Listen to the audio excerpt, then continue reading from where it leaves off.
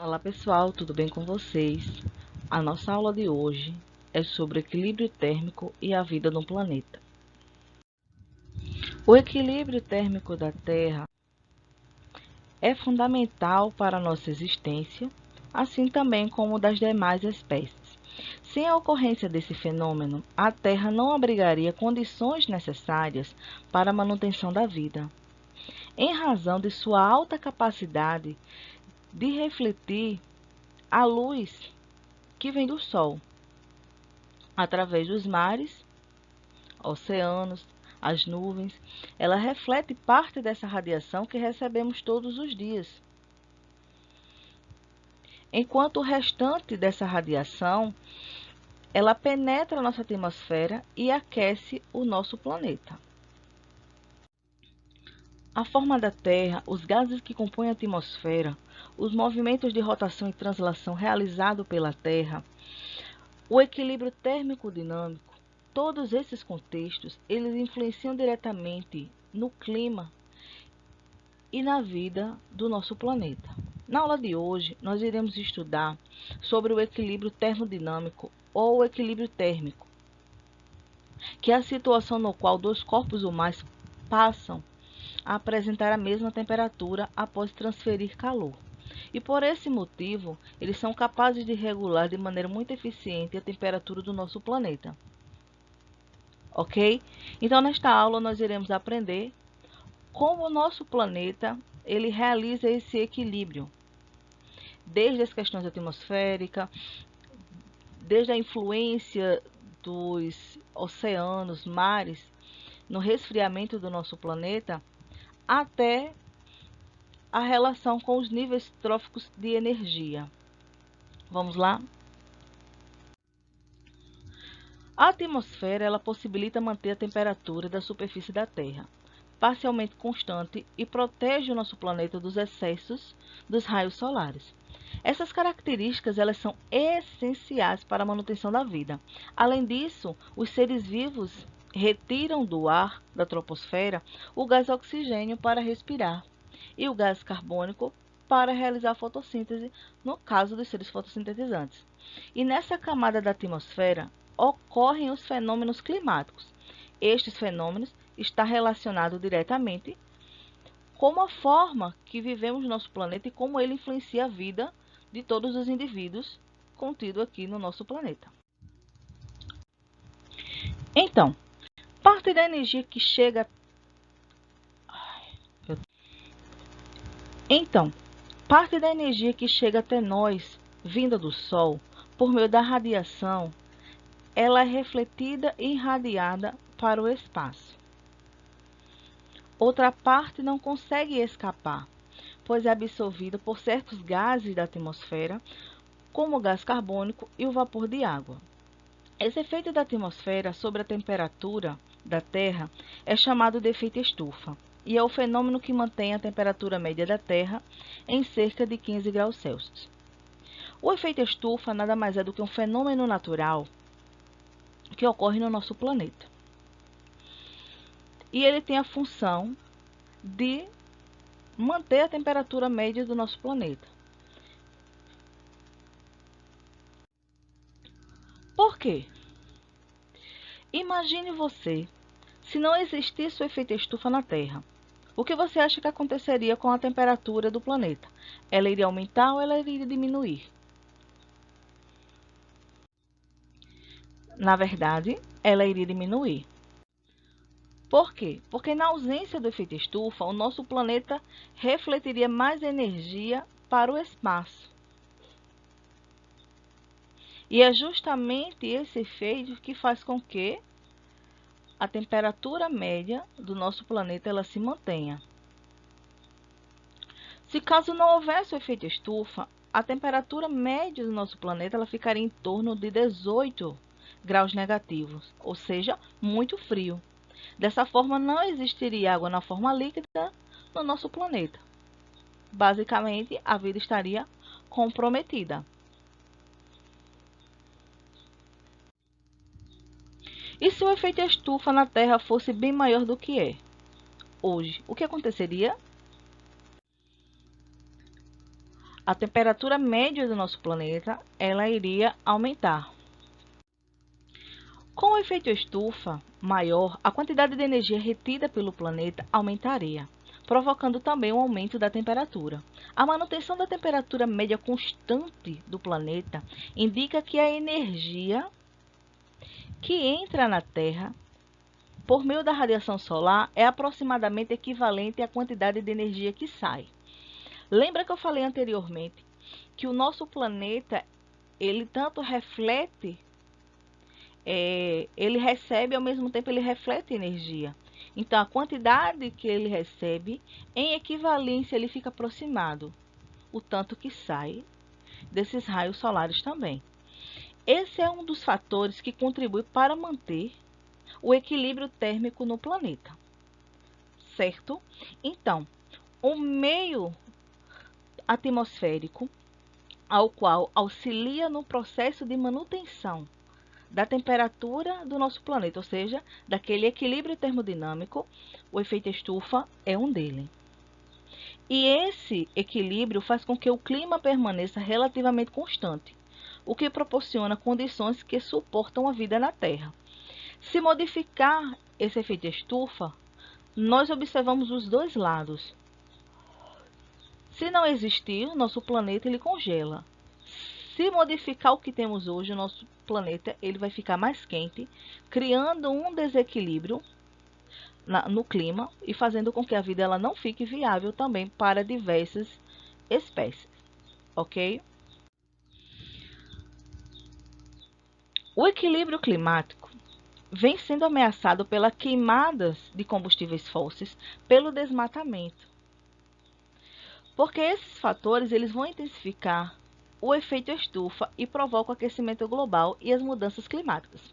Vimos anteriormente que o efeito estufa ele é um fenômeno natural que auxilia na manutenção média da temperatura do nosso planeta. Vimos também que, se for intensificado e aumentar esse efeito, o nosso planeta ele fica quente. E aí nós chamamos esse efeito negativo de aquecimento global. E junto com esse aquecimento global, vimos que ocorre também mudanças climáticas. E isso não é interessante para as espécies e vidas que estão acostumadas com essa temperatura durante milhões de anos. Se ocorrer uma modificação, possa ser que esses seres que estejam ali, eles não suportem essas novas temperaturas que o planeta vai acabar oferecendo para eles. Os oceanos, hoje em dia, ele contém 97% de toda a água disponível no nosso planeta. A água, ela absorve parte do calor da atmosfera, mantendo a temperatura do ar mais amena. Então, os oceanos também, ele tem a função de equilibrar a temperatura do nosso planeta. Além disso, as correntes oceânicas distribuem o calor que chega com mais intensidade próximo ao Equador para as regiões polares. Então, as correntes marítimas, elas também auxiliam nessa viagem do calor dentro dos oceanos. Ele pega da parte ali da linha do Equador, onde os raios solares eles incidem com mais frequência, é maior ali a quantidade de calor e leva para os polos onde são mais frios, fazendo com que também exista um equilíbrio de calor no nosso planeta. Sem essa distribuição, a vida estaria restrita a áreas bem menores do nosso planeta. Por quê? Porque existiriam áreas muito quentes e outras muito frias. E entre esse meio aí ficaria poucos locais viáveis à existência de vida no planeta. A troca de energia a partir da atmosfera e dos oceanos também colabora, portanto, para o equilíbrio climático da Terra, tá? E esse equilíbrio que eu venho falando durante a aula está relacionado ao calor, à temperatura. Para que exista vida no nosso planeta, existe uma temperatura média viável para que ela ocorra. Então, o nosso planeta, ele criou um mecanismo para que esse equilíbrio ele se mantenha constante dentro dele, ok? Nessa ilustração do efeito estufa, nós podemos observar que o Sol ele está emitindo os raios, né, em direção ao nosso planeta. Alguns deles estão sendo refletidos ele toca o nosso planeta e é refletido. Outros deles acabam sendo absorvidos no nosso planeta. E quando esses raios eles não conseguem sair e ficam refletindo em nosso planeta, ocorre essa manutenção da temperatura. No entanto, se ela for intensificada por conta do desmatamento, da poluição, pela emissão de certos gases, acaba criando um efeito negativo que nós conhecemos como aquecimento global, tá? Mas o efeito estufa, ele é um mecanismo natural do nosso planeta para manter o equilíbrio térmico do planeta Terra.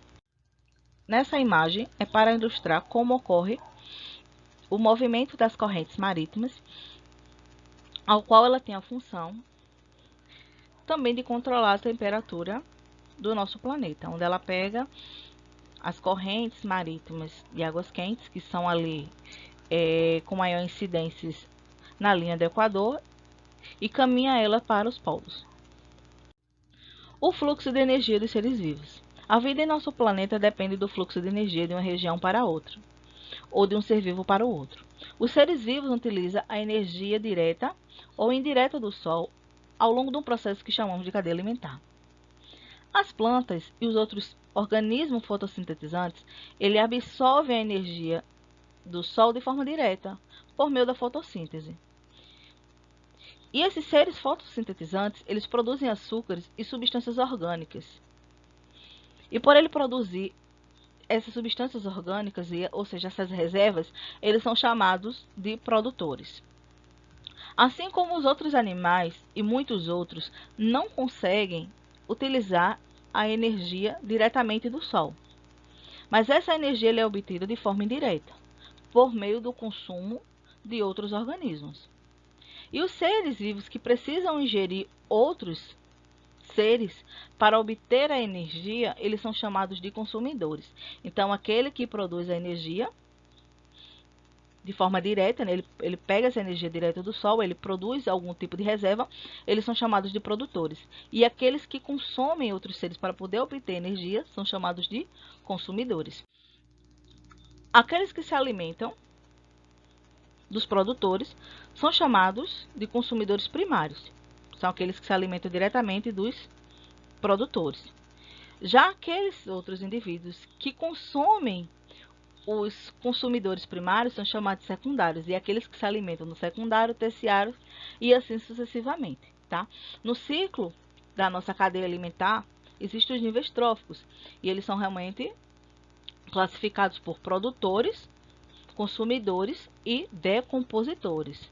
E lembrando, todos eles, em seus processos vitais, acabam liberando calor para o meio. A energia contida na matéria orgânica, produzida pelos produtores, é em parte acumulada em reserva. A outra parte é utilizada na realização de todas as atividades vitais, ou seja, aquelas ao qual faz com que os indivíduos eles se mantenham vivos. Para a realização dessas funções, a matéria orgânica passa por uma transformação dentro da célula.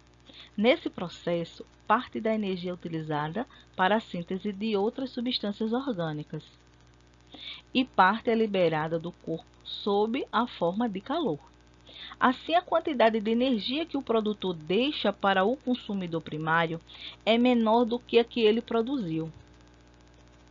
Ok? O consumidor primário, ao se alimentar do produtor, obtém a matéria e a energia que precisa. E, novamente, esses indivíduos vão usar parte dessa energia para realizar as suas funções vitais, irá utilizar para realizar essas sínteses lá dentro das células, no interior das células. E nesse processo desse maquinário aí celular, parte da energia ela vai ser utilizada para realizar as substâncias orgânicas dentro do corpo desses indivíduos. E parte também será liberada em forma de calor. E assim sucessivamente, quando a cadeia ela vai andando. Ou seja, lá os produtores eles vão utilizar, né, boa parte da energia que eles produzem para se manter vivo. E uma quantidade ela fica reservada no seu organismo. Daí, os consumidores primários vai utilizar essa energia desses indivíduos e também vai realizar as funções vitais no seu organismo, e uma boa parte do que ele produz foi gastado na manutenção da sua vida e outra parcela ela ficou, né, guardado. E os demais, que seja terciário, quaternário em relação à cadeia alimentar, vai fazendo a mesma coisa. Isso faz com que esse nível de energia ele vá diminuindo ao longo da cadeia alimentar, ok? Por isso que a energia disponível de um nível trófico para o outro sofre redução ao longo da cadeia alimentar. E é por isso que se fala em fluxo de energia, pois a energia ela flui pela cadeia alimentar. Nos ecossistemas, os produtores, consumidores e decompositores formam uma complexa rede de relações alimentares, que chamamos de teia ou cadeia alimentar.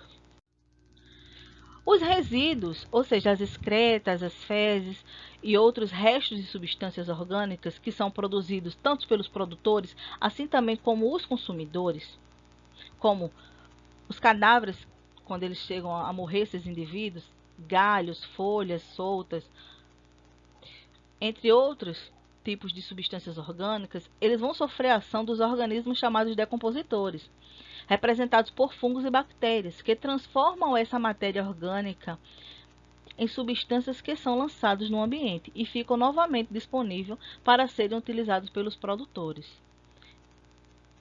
Assim, podemos dizer que a matéria de um ecossistema nunca se esgota.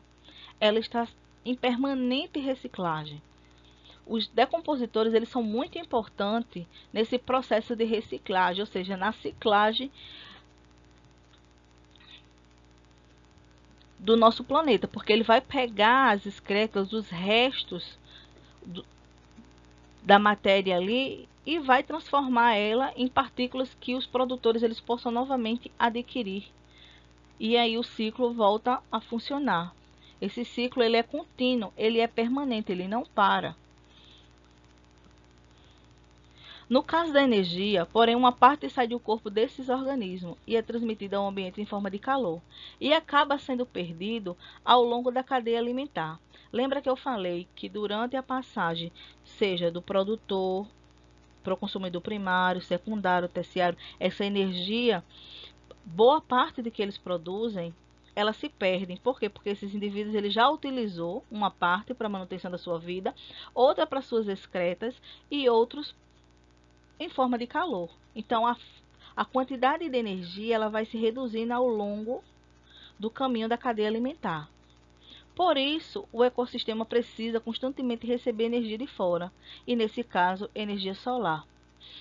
E aí eu volto a um ponto importante da participação primordial dos produtores, porque é através deles que a energia ela volta novamente ao ciclo. Então, nessa imagem aqui, ela simplifica um pouco do que falamos anteriormente, né? Da capturação lá da energia solar pelos seres fotossintetizantes, através da fotossíntese, a utilização, né? Ou seja, o consumo dos consumidores desses produtores.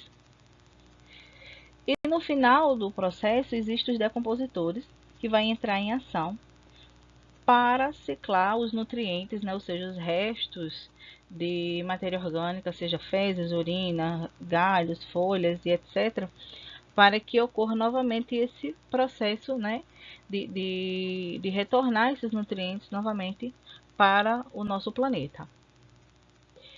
Aqui, de forma geral, temos uma pirâmide de energia, onde vocês podem observar como ocorre a distribuição da energia, e percebemos que a cada nível que vai subindo, né, a pirâmide, os níveis tróficos, desde o produtor até o consumidor, ele vai diminuindo, porque Parte dessa energia ele utiliza para a manutenção da sua vida através de processos da respiração celular, entre outras questões lá químicas. Outras eles utilizam para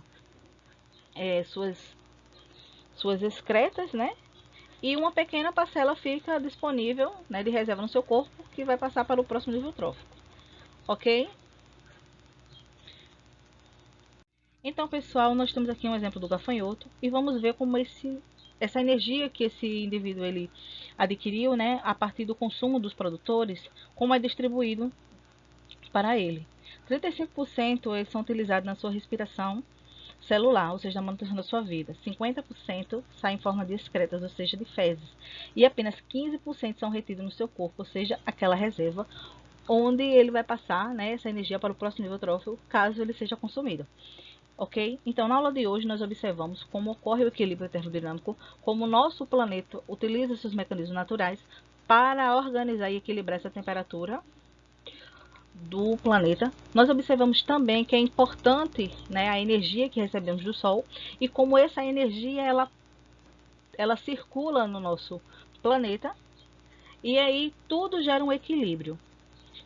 A aula de hoje é para que vocês percebam não apenas o equilíbrio termodinâmico, mas também como ocorre o equilíbrio geral no nosso planeta, tá? Mas focando sempre no equilíbrio termodinâmico, que é aquele o qual os corpos eles vão tentar equilibrar o calor, tá, entre eles. Espero realmente que vocês tenham gostado. Um beijo para vocês e até mais. Tchau, tchau. Sim, e passando para lembrar, tá? Não se esqueça de se inscrever no canal e dar aquele joinha.